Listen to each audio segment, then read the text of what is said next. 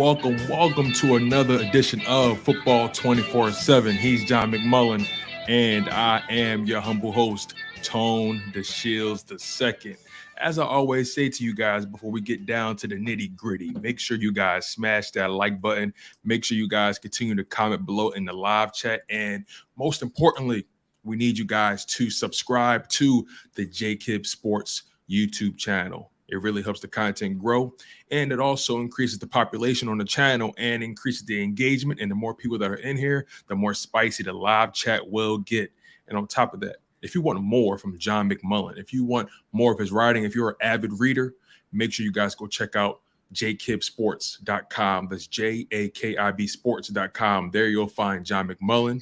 You'll find writers like Paul Domowitch, the Hall of Fame voter, and you'll also find an award-winning writer as well in Joe Santoliquito. But enough water pleasantries, John. Let's get right into it. How was training camp today? Day 10. Hot. It seems to be settling in. Another hot day for the Eagles. Shorter practice today, an hour. Green practice, though, very high intensity, as they call them.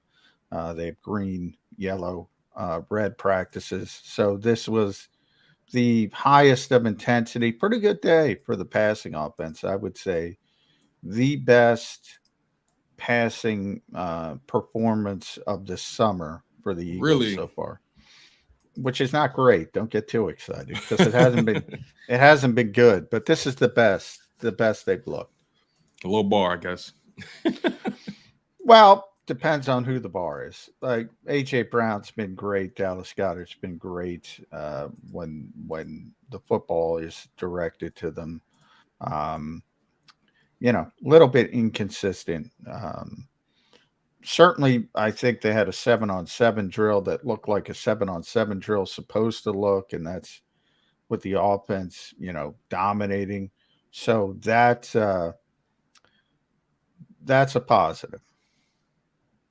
Okay, so the offense. Let's stay there for a second. What about the offense stood out to you? Was it how crisp the routes were? Was it the timing between the quarterback and the receivers? Was it just pure execution? Was it Jalen Hurts' processing of the defense? What stood out to you about this offense in their day 10?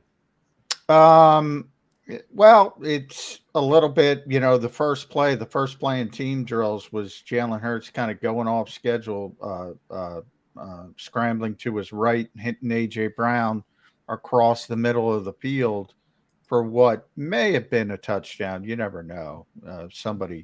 It's hard to see if somebody would have tackled him, but certainly that's a big play that would be considered off schedule. And look, I've been saying it for a while. That's one of the Eagles' strengths.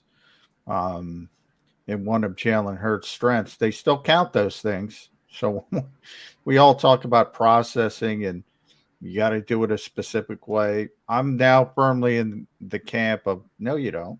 Let's do it a different way. And I'm not saying, you can't play sandlot football and win consistently. But I do think if you say you can't count on the off-schedule offense, which is what most coaches say, I think you can with this quarterback.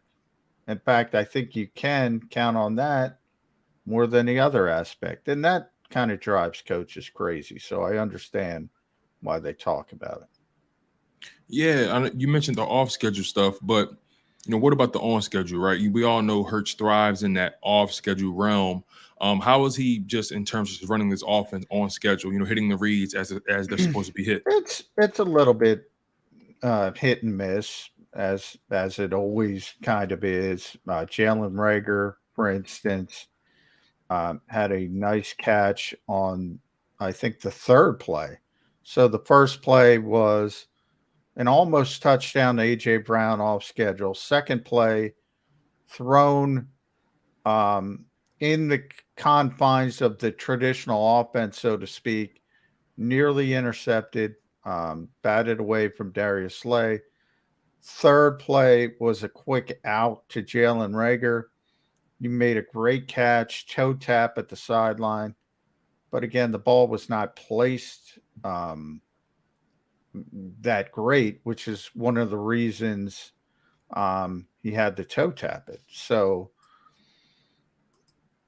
depends, I guess, how you look at it. We always talk about completion percentage and where completion percentage needs to be. Right. Well, the completion percentage, not great, but, big plays, big plays. So I think that's what this offense is going to be about. Yeah, I mean, this team in general was one of the top teams in the NFL last year in terms of explosive plays. They label Jalen Hurts as one of the more explosive players in the NFL.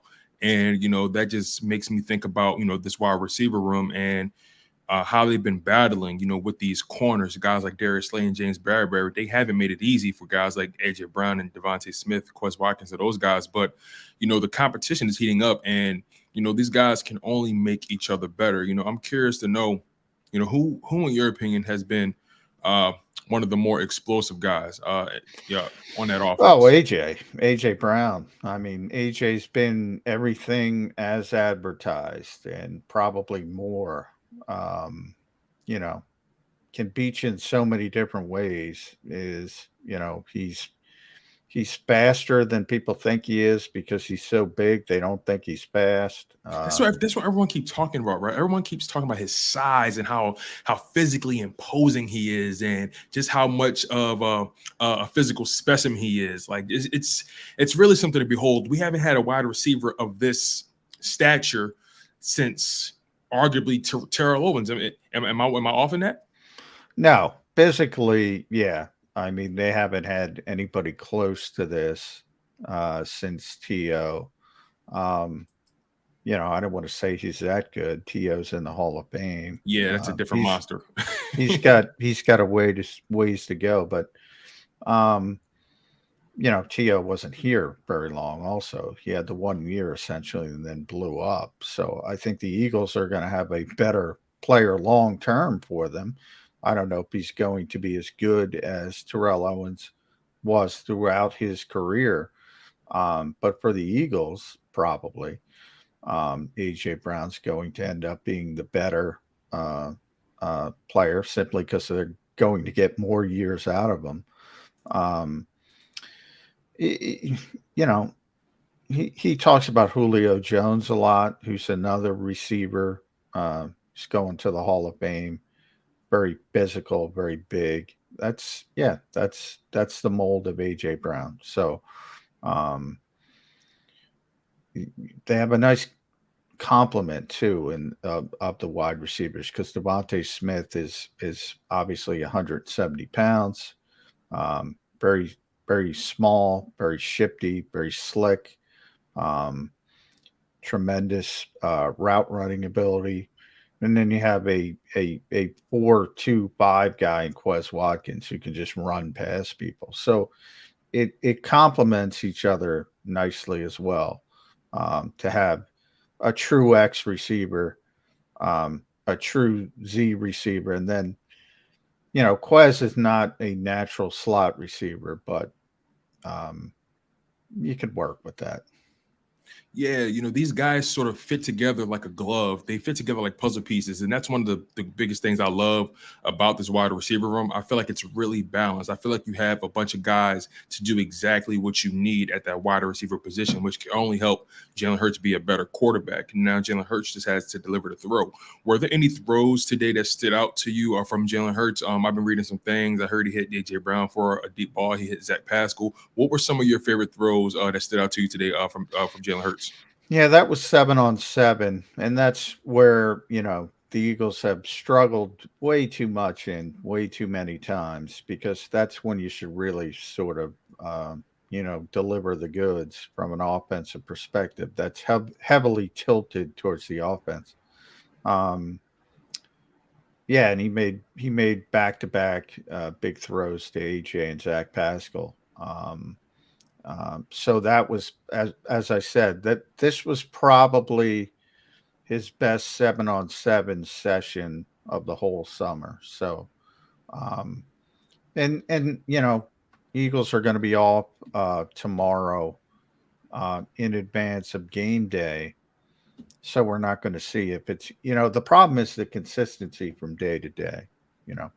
The throws are there occasionally. but then the next day they might not be there, or maybe it's 2 days and a bad day 3. So what defines the great quarterbacks in this league is consistency from day to day and play to play. And that's the Eagles haven't had that on offensively yet, to say the least. So why do you think this offense is struggling in 7-on-7 so bad? I mean, you say it all the time. 7-on-7 reps are naturally in favor of the offense. So I'm trying to understand why these guys have struggled so bad, so mightily in 7-on-7, more than they've ever had before.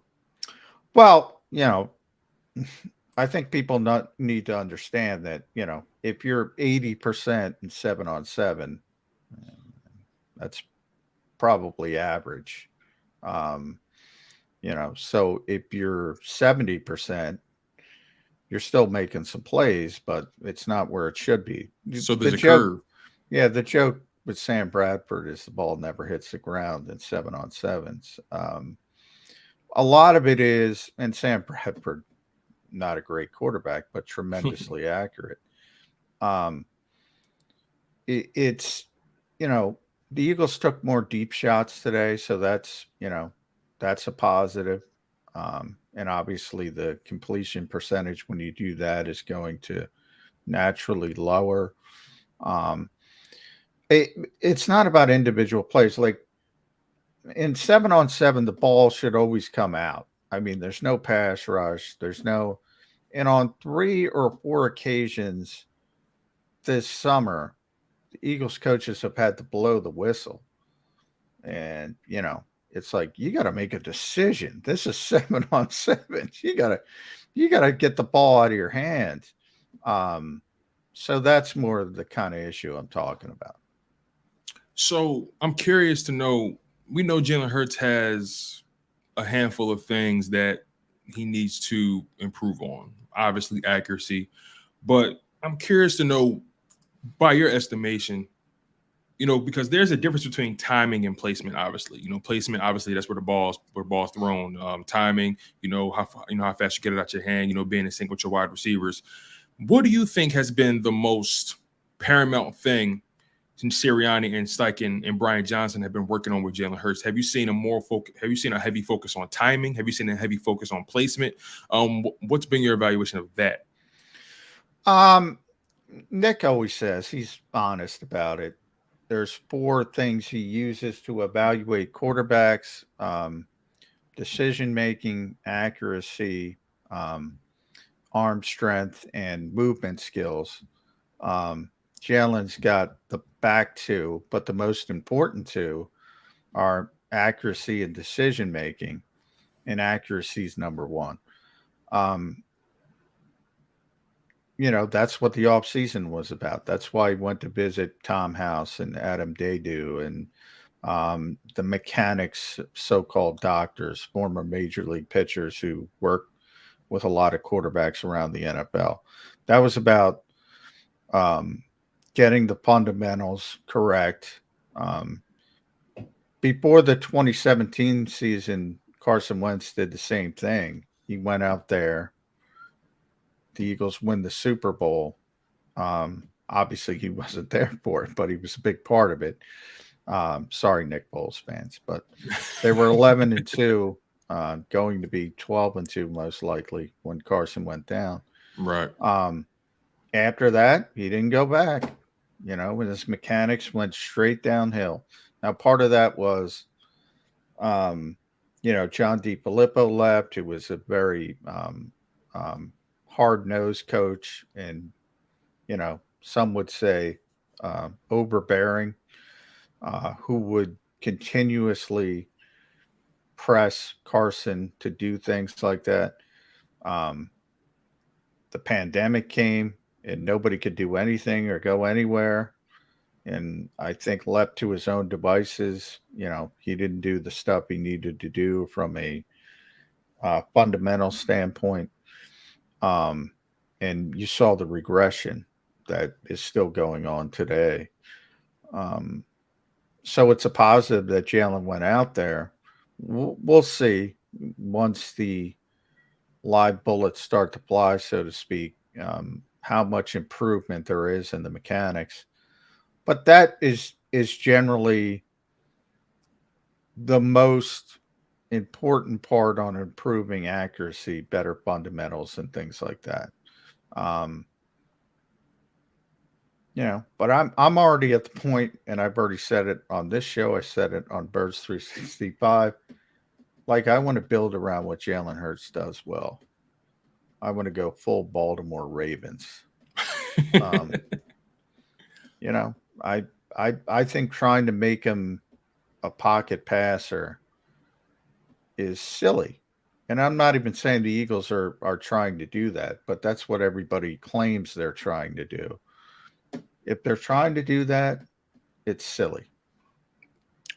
But isn't there and I know we've talked about this before, but isn't there a limitation on that Lamar Jackson, Baltimore Ravens-esque style? Isn't there a cap on that style? We haven't really seen it really be a success story in the long term, on the larger stages. We've seen Lamar Jackson have amazing seasons, but as soon as he gets to the playoffs, teams tighten up, teams load that box and they force him to become a quarterback. And, you start to really see the limitations in his game and just that style in general. Maybe I'm with you that this team should build around Jalen Hurts' strength and really lean in on it. But, there's going to come a point in time where he has to just be a quarterback. Well, I can't control other people's perceptions. So, Lamar Jackson's going to get those criticisms until he wins in the playoffs. But he has been an MVP of this league. That's true.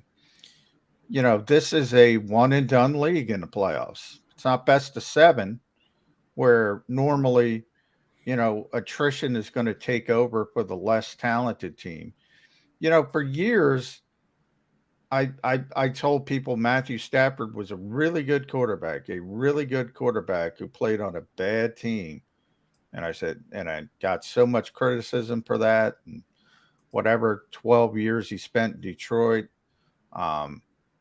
same guy, goes to Los Angeles, wins the Super Bowl. Now, all of a sudden, Matthew Stafford is what he always was to people in the league, a really good quarterback. Lamar Jackson's a really good quarterback. Aaron Rodgers, I say this all the time, is the best quarterback I've ever seen in the realm of, I'm not saying he's the greatest of all time, but when he's playing well, I don't think anybody has ever played the position at a higher level. He's got 1 Super Bowl. That's true. Peyton Manning is the greatest regular season quarterback of all time. If you had Peyton Manning, you were guaranteed when you woke up, the first day of training camp, you were guaranteed 10 wins. And that was a bad season. A good season for them was 12, 13, maybe 14. That's how consistent he was from week to week. He's got 2. In his second, he was not even good at that point. He was a descending, aging quarterback. So if people are only going to rate quarterbacks on Super Bowl championships, I think it's wrong. Yeah, I kind of put Tom Brady to, Tom Brady's by himself. He's an outlier. Patrick Mahomes, he's got 1, and by the way, played poorly in that game by his standards, except for the fourth quarter. Eli Manning's got 2. Do you think he's as good as his brother? Do you think he's better than Aaron Rodgers? I've never understood that standard of people. They won't shake it. Not everyone, but it's hard to win. It's hard to win. All I'm trying to do is maximize what the Eagles have right now. Do I think they're a Super Bowl contender with Russell Wilson? They're closer, but would I pick them to win the Super Bowl? No. So, I'm just trying to maximize what this team has. But somewhere along the line, everybody turned into Ricky Bobby, I always say. If you're not first, you're last. If that's what you're grading people on, Jalen Hurts is never going to be good enough. That's true. Most likely, I'm speaking specifically on odds. It's hard to win Super Bowls. And, all you can do, and this was Andy Reid's philosophy, you want to be consistently good every single year. So you get into the playoffs, make the dance, so to speak, and hopefully one of those years the stars align and everything breaks your way, which already happened for the Eagles once, 2017, 2018, and you win the Super Bowl. That's what you're hoping for. Yeah. So, you said something really interesting. You said if this team had Russell Wilson, as the roster presently stands, they're still not quite a Super Bowl contender to you. So I'm curious to know what is necessarily missing from this Eagles team for you to at least consider them to be a Super Bowl contender. Well, you have to prove it, right? I think I always use that term skipping steps. I don't think you go, all right, they made the playoffs last year. They overachieved with a rookie head coach and a first-time starting quarterback, and they also got waxed by the Tampa Bay Buccaneers.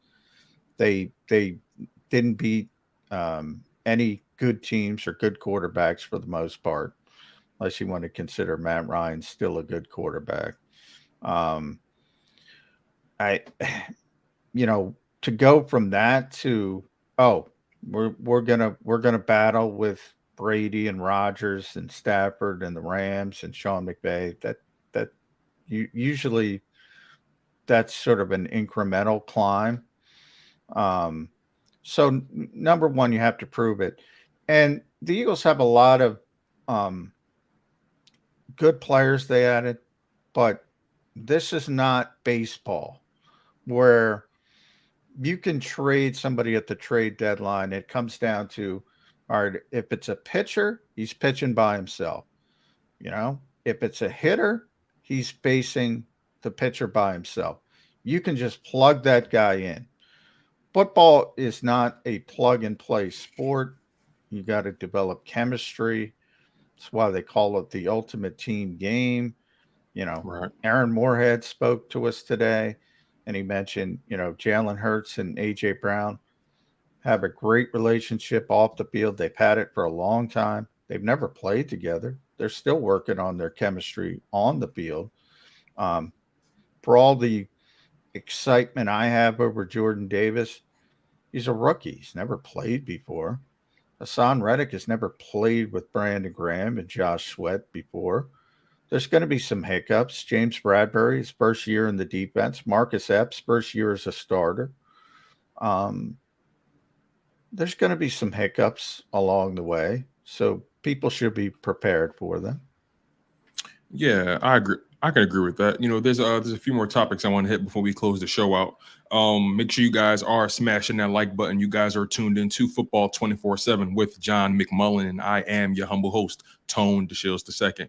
Hitting that like button really helps the content grow, really helps the algorithms, helps newcomers find the YouTube channel, and we want JAKIB Sports to grow as fast and as large as we possibly can. Make sure you guys are commenting below on the live chat. Make sure you guys are also subscribed to the JAKIB Sports YouTube channel. And also, I always forget to say this. Hit that notification bell. The notification bell is huge because it lets you know whenever we go live, whenever we drop content. You never want to miss whatever we have coming. So make sure you guys are locked in on that. And check out John McMullen, Joe Santiliquido, and Paul Diamond, which is writing on JAKIBsports.com. That's JAKIB Sports.com.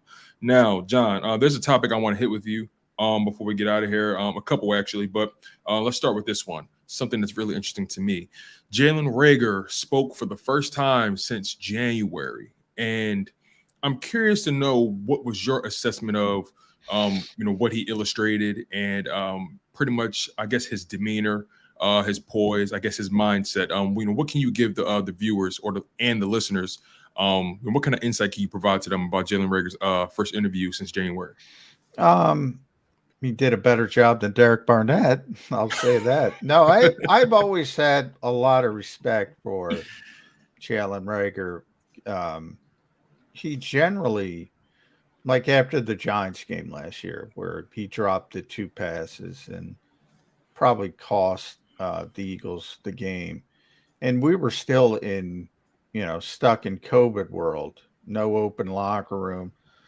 Like he could have hid, and he came out and he talked to us. And I said at the time I had tremendous respect for that.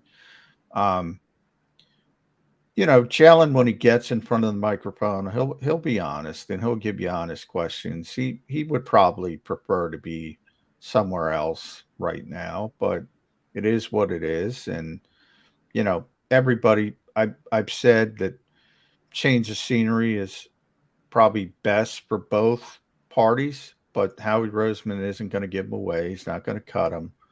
Um, and every once in a while, he's had a good camp. It's one of my predictions that has come true.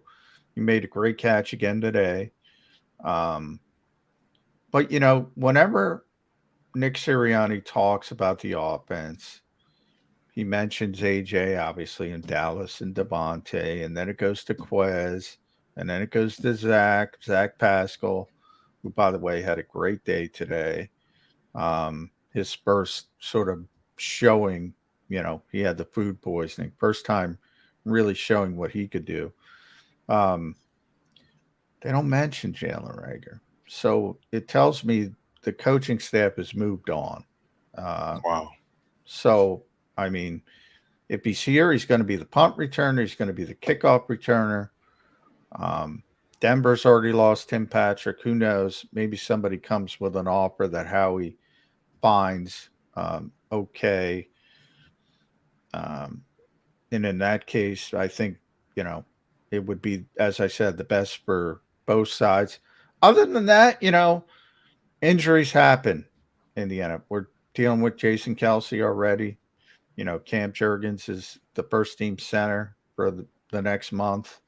I mentioned Tim Patrick in Denver. Tampa Bay, I think, had a second after Ryan Jensen. They lost him for the season. Their backup center was carted off today. I'm not sure.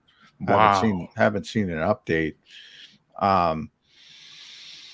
Injuries happen, and if Quez gets hurt or Devontae or AJ, Jalen's right back in the mix. But right now, when you talk to Nick Sirianni, and unless he is specifically asked about Jalen Reagor, he doesn't talk about him. He talks about those other receivers, and that to me is telling.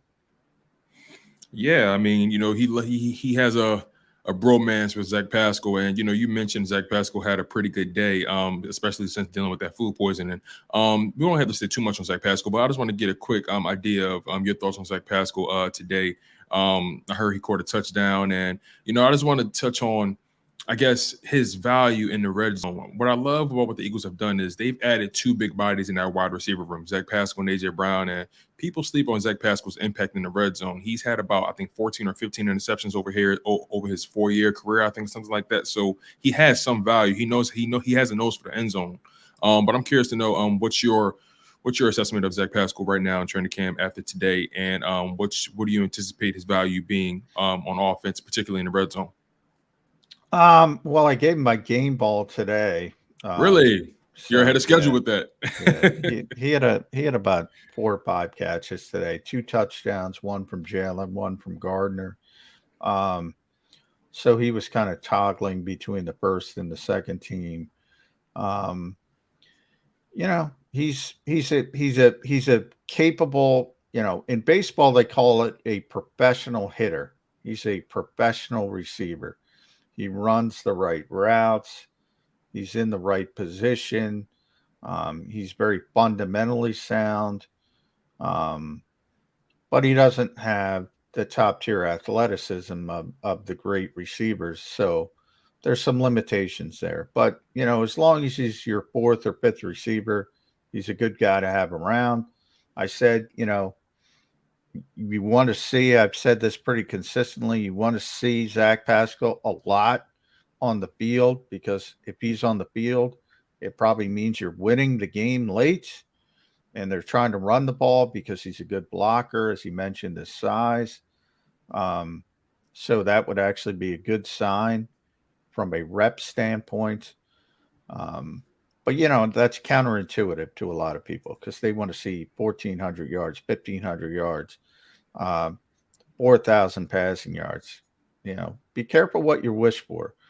And even good quarterbacks, if they're throwing for outrageous numbers, that usually means they're behind and they're trying to catch up, and they're putting up some pretty big numbers, which might help your fantasy team, but it's probably not going to help your favorite team. Yeah. Two more topics before we close out the show. I want to. Well, you've already given out your game ball, right? I'm curious to know how true is this rumor? What I'm hearing that the Eagles are considering playing some starters on offense in particular in that preseason game against the Jets. I'm going to be there. But I'm curious to know, have you heard any rumblings around the building, around the complex about starters playing in that preseason game against the Jets?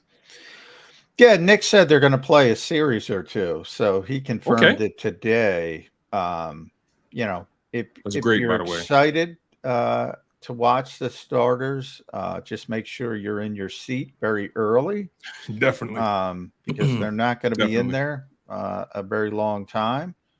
But yeah, they're going to play. The guys available, the guys who are healthy, obviously they're going to err on the side of caution for anybody who's got an ache or a pain. Nick was asked about how comfortable are you playing Jalen Hurts if Jason Kelsey isn't out there. Jordan Mailata, Andre Dillard, who were back at practice today in a limited fashion. They worked in some team drills, but it's kind of hinky because of the concussion protocol. You have to go through phases to be dubbed as fully cleared. So are you going to play those guys coming off a concussion? And Nick said, hey, you can do some things to help out, maybe a lesser offensive lineman. So it looks like Jalen's going to play a series or two. Does that change if it's 3 and out? I doubt it. So, hopefully they get a couple first downs and they'll be able to show some things. Otherwise, typical preseason. So, yeah, if you're in front of your TV, get there early. If you want to see the starters. If you're in your seat like Tone DeShields, get there early. Most definitely.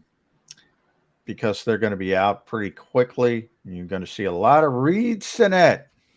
He's had a good camp, by the way. Yeah, I heard he's pushing Gardner.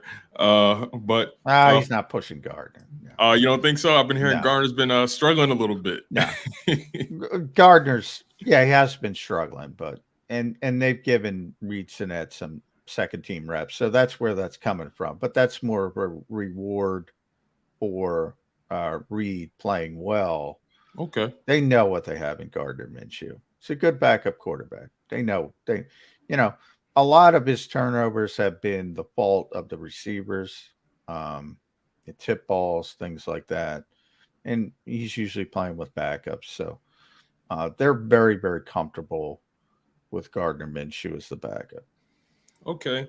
And, to close out the show, I'm going to hit this Jordan Davis topic. A pretty soft topic, but, and we spoke about offensive line play with the Philadelphia Eagles. Cam Jurgens is going to be filling in for Jason Kelsey in the preseason opener, and that's going to be valuable reps for him, most importantly. But, Jordan Davis spoke on the viral clip, and, he wasn't really a fan of it because he didn't necessarily like the way it painted Cam Jurgens. And, he spoke about it in the press conference, and he indicated that there's plenty of reps where Cam gets me. So I'm just curious to know, what was your thoughts on, I guess that clip and just his response to that clip and just Cam Jurgens. Jeff Stoutland. I've had this conversation with him. He hates one-on-ones because, plus he's the offensive line coach. They're they're geared for the defense to win. Mainly, it's much easier for the defense than the offense on that particular drill. People go nuts with them. I always say if one-on-one drills mattered, Joe Osman would be a 4-time All-Pro, and Jordan Mailata would be back in Australia. because Joe used to beat the living you-know-what out of Jordan in one-on-ones because he was so quick. And now if you watch Brandon Graham against poor Jack Driscoll, it would be, you wonder how does Jack Driscoll in the NFL? Brandon generally eats his lunch every day. Yeah, I mean, that they don't mean that much. And Cam, I think it was maybe the first day, Cam stoned Jordan Davis in one-on-ones. Everybody was making a big deal out of that. That's not a big deal either. Yeah. So that's why Jordan was saying that. But somebody caught video of it and it went viral. It is what it is. Yeah, it speaks to the type of person Jordan is, right? He could have been a young, eager player to say, hey, yeah, you guys like that, huh? Yeah, that was a pretty fun play. But he took the approach of saying, look, Cam is that guy too. He puts in work, and it just speaks to his the lack of ego there, him being a team guy. And that just spoke volumes to me. It was kind of like reading in between the lines for me. Yeah, I mean, and it's probably, I would say the Eagles coaching staff and, make the players understand, look, this it is what it is. And, as I said, the Osman Mailata comparison is the best one I can make because Joe spent years beating up Jordan in one-on-ones. And guess what? It made Jordan Mailata a better player. That's true. Well, you guys have heard it here first. This is the final show before the preseason opener. And we're going to continue to cover training camp with you guys on Football 24/7. But this will be the final coverage of training camp until the preseason opener with the New York Jets. And then we're going to do a recap of that probably over the weekend. Whenever the next training camp practice is, we're going to have you guys cover with that. But, like I always say, make sure you guys continue to smash that like button, continue to support the channel and comment below, stay active and engaged with your fellow Eagles fans. Also, make sure you guys are subscribed to the JAKIB Sports YouTube channel. Turn that notification bell on. It really helps you guys, even when you're working, if you're driving, if you're working out. If you're doing something and you're busy, you get that notification on your phone and it lets you know, hey, JAKIB just dropped some new content or JAKIB Sports is live. You don't want to miss the Burger 365. You don't want to miss Sports Take. You don't want to miss the National Football Show. You definitely don't want to miss the new JAKIB Sports postgame show, and you don't want to miss the new Playbook show with Rick Saratella. But, man, you guys, we appreciate it so much. Stay active, stay humble, stay healthy, stay hungry. You guys were locked in on Football 24/7 with John McMullen, and I am your humble host, Tone DeShields II. Take care, you guys.